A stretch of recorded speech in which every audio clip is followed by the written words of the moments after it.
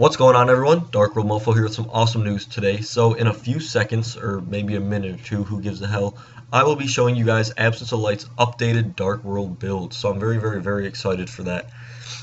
So I want to say a few things before. He's been working real hard on a perfect build for I guess this format and going into the next format. So he was awesome enough to give me his build, an updated build. There's not a ton of changes, but there are some changes, and I will be talking about them for a good few minutes. So I really, guys, hope you watch the video and enjoy it. So without further ado, let's get into it. And one more thing, that's it, one more thing. Where's the camera? Right here.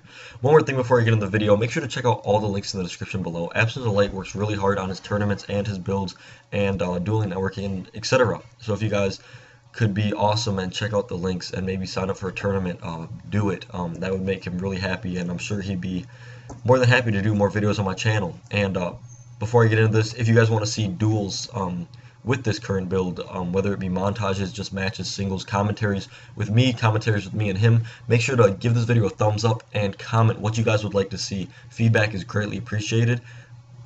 Let's get right into the profile, guys. So what's going on, YouTube? And I am here with Absence of Light's updated Dark World deck profile. So I'm gonna run through the cards real quick, and then we can talk about it for a few minutes. So I know you guys were really kind of anticipating an update, I guess you could say. This is definitely an update for July, and like I said, please make sure to give this video a thumbs up.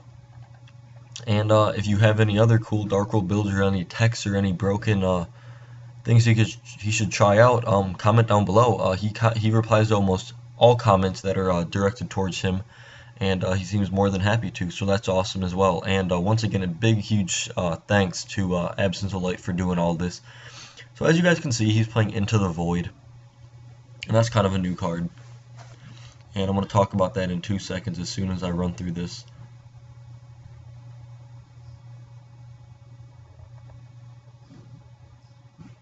I know you guys want to be able to see the names because a lot of you ask, so here are all the names so that you guys don't even have to ask me. You can just pause the video and look at the things. So anyway, so monster lineup's the same. Spell lineup's a little bit different. As you can see, there's one less advanced draw. There's no Foolish Burial, but there are 2 Into the Voids, and Into the Void is pretty much an upstart goblin. Besides that, you draw a card, and then at the end phase, you discard all cards in your hand, and you have to have at least 3 cards in your hand to activate this card. So as you guys already know, it's a draw. It's a 1-for-1 that thins your deck, and at the end phase it discards your hand if you have a ton of Dark World or something that you can't get rid of. But that's really not important. The more important thing is that there are 2 more upstart goblins, and the speed in this deck is ridiculous, as I've told you guys before. And digging to your combo pieces is key. And by adding in 2 more Into the Voids, it makes your deck more consistent. It really does. It makes you get to the cards that you want. So I really like it. The only downfall is you have to watch out for your hand if you have a good hand and you don't want to discard it at the end phase. But usually at the end phase, as you guys see, you usually have like a beige or like another Dark World that you've been returning. So it's going to get discarded and you're still going to get that plus regardless. So it's still really nice. And then your traps you always end up setting. And then anyway, as you can see, you put in a Vanity's Emptiness back in. And he was talking to me about this, and he said that it hinders him a little bit, but it's also really nice when you're going first, and you get that huge field, and then when they try to come back and you just flip that Vanity's Emptiness, it kills them. So it actually works out really nicely. It works out a lot better than worse, I guess you could say. And then the 1 skill gen and the 2 Eradicators, obviously. Let's move on to the side deck. Deck lockdowns. I'm the one who actually threw these in here. I love this card. It's really good against dragons and spellbooks when they're trying to go through their deck and do their stuff, especially if you're going first, game 2 or even 3. Because let's say you're going first against spellbooks game 3, and you're worried about not drawing into an Eradicator, which usually doesn't happen. You always have the Eradicator, but let's say you don't. Deck lockdown shuts them down 100%. They can't do anything for the next 2 turns, and it kind of gives you a chance to respond and hopefully dig for that Eradicator so you can seal the duel there. And same with dragons. It's really nice. They go pitch special, and then they actually can't even do that. You just activate the lockdown, and they can't do anything. They can't summon anything from the deck, and they can't add anything from their deck to their hand except by drawing cards. So it's really nice. And then goes in matches and rivalries. Rivalries are good against Evil Storms, as people know, and then goes in matches good against dragons. obviously. And then the one Imperial Iron Wall, I changed around the side deck a little bit to kind of my likings, because I do plan on testing this build out in matches, so I wanted to put some cards in that I liked. But this main deck is 100% his. All credit is definitely Absence of Lights. And before I end this video, make sure to go check out his tournament page on Facebook and his tournament blog.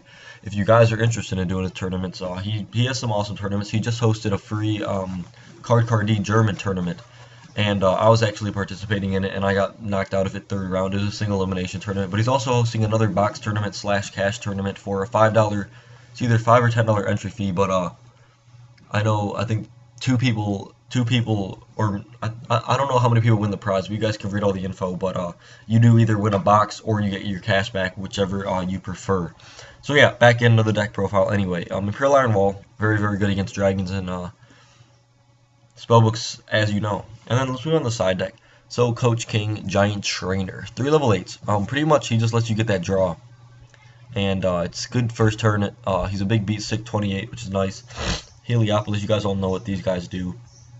Gimmick Puppet is amazing against Mecha Phantom Beast. He promotes an OTK for Dark Worlds, going second against dragons when they have a Drago Sack on field, which is phenomenal. Franken is just too good. He really is. Acid Golem, another OTK card in case you ever need it. Gimmick Puppet of Strings.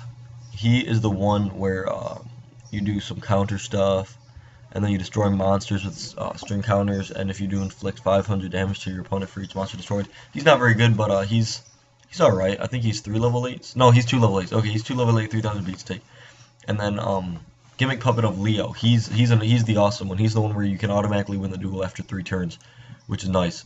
So yeah, I guess I'm going to end this video here, guys. I really hope you enjoyed it, and be sure to look forward to duel montages and duels. And if you guys would like to see duels and matches and singles and montages of this build and future builds, please make sure to give this video a thumbs up as always.